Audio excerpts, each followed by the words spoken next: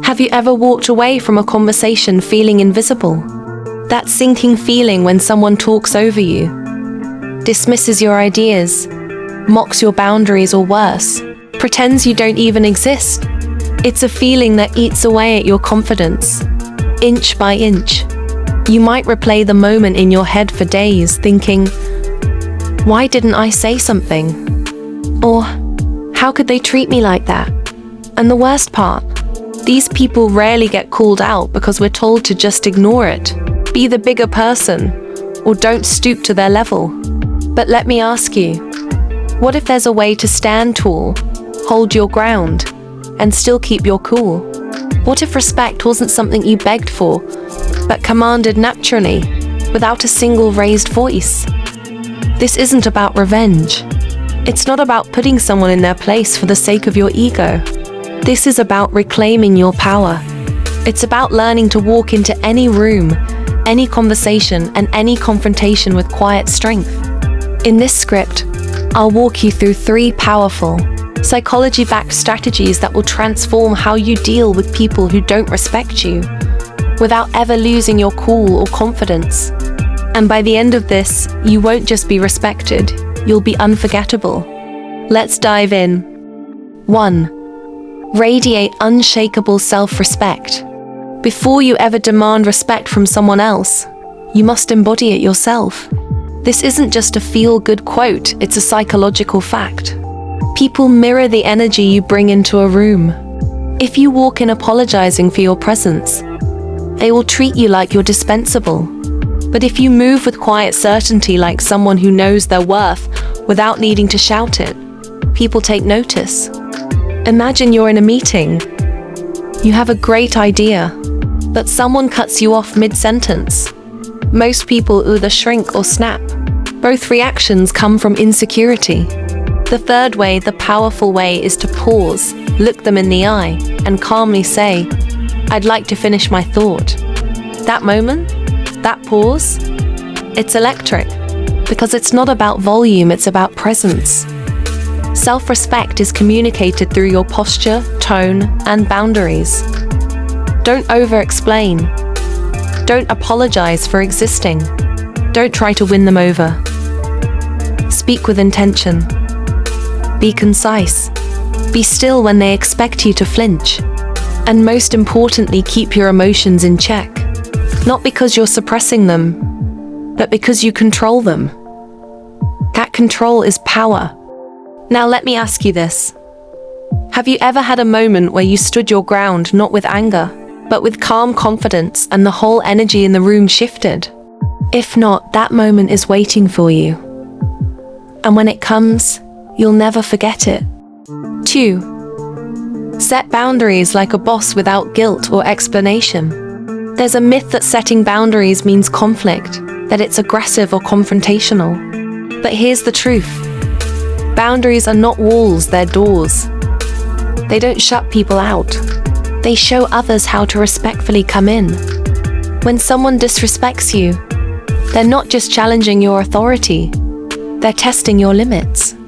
And if you've never clearly defined those limits, they'll keep pushing, poking, and crossing the line like it doesn't exist.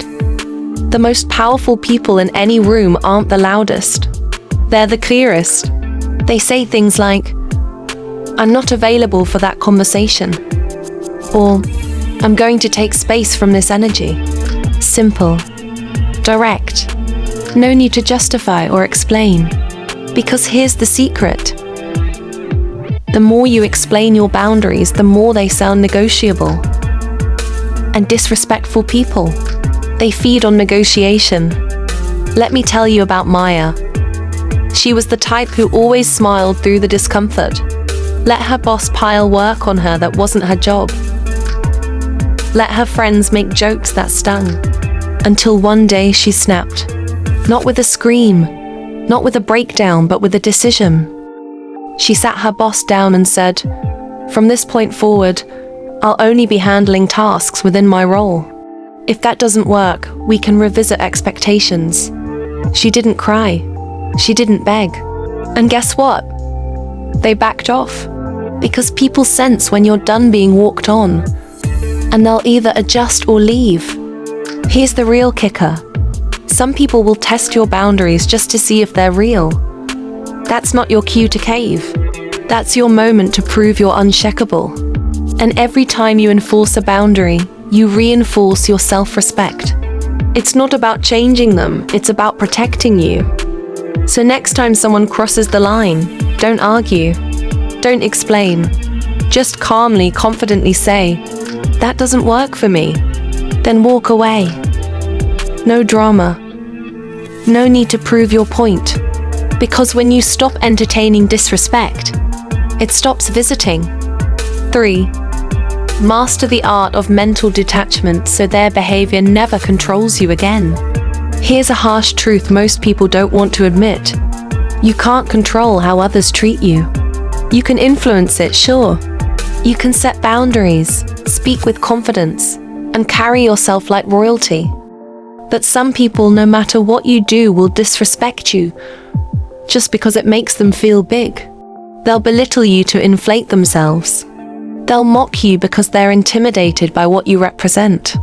And if you're not careful, their chaos will become your prison.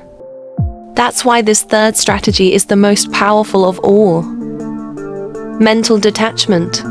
This is the ability to separate someone's behavior from your identity. To recognize that their disrespect says more about their own damage than it does about your worth. Think about that for a second. If a stranger walked up and called you by the wrong name, would you get upset? Of course not, because you know who you are. Their mistake doesn't touch you. So why do we give so much power to people who mislabel us with their disrespect? Mental detachment is emotional freedom. It's when you see someone trying to provoke you, and instead of reacting, you smile, mentally step back and think, "I see what you're doing. And I'm not playing." You remain calm not because you're weak, but because you refuse to be manipulated. You don't argue with someone who's committed to misunderstanding you. You don't chase validation from people who don't even value themselves. You don't internalize poison that was never yours to drink. Let me tell you about someone I knew, David. Brilliant guy. But every time his older brother came around, he'd shrink. Because for years, his brother made backhanded comments. "You got that promotion? Must have been a diversity hire." Or, "Wow, finally hit the gym. Took you long enough." David used to argue, get flustered, try to prove himself. But then he did something radical. He stopped trying to win. He stopped defending. The next time his brother made a jab, David looked him dead in the eye and said, "You know, if I believed half the stuff you say, I'd be in therapy right now. But luckily, I don't." Then he laughed, turned away, and kept enjoying his night. That moment, it changed everything. Because disrespect only thrives where it finds reaction. When you detach, when you stop letting people rent space in your mind for free, you become untouchable. Not bitter, not cold, just free. Mental detachment isn't about pretending to be above it all. It's about recognizing your power of choice. You get to choose where your energy goes. And when you stop giving your light to people who only bring darkness, you begin to glow in a whole new way. Closing call to action and final message. So let's bring it home. You now know 3 powerful, transformative ways to handle people who don't respect you, without ever losing your cool or your confidence. 1. Radiate unshakable self-respect. Command the room without. 2. Set boundaries like a boss. Speak clearly, act firmly, and never apologize for protecting your peace. 3. Master mental detachment. Don't give your power away to people who thrive on stealing it. 3. Master mental detachment. Don't give your power away to people who thrive on stealing it. But now I want to hear from you. Have you ever had to deal with someone who repeatedly disrespected you at work, in a relationship, or even within your own family? How did you handle it? And more importantly, if you could go back, Would you do it differently using one of these strategies? Drop your thoughts below. Your story might be the mirror someone else needs today.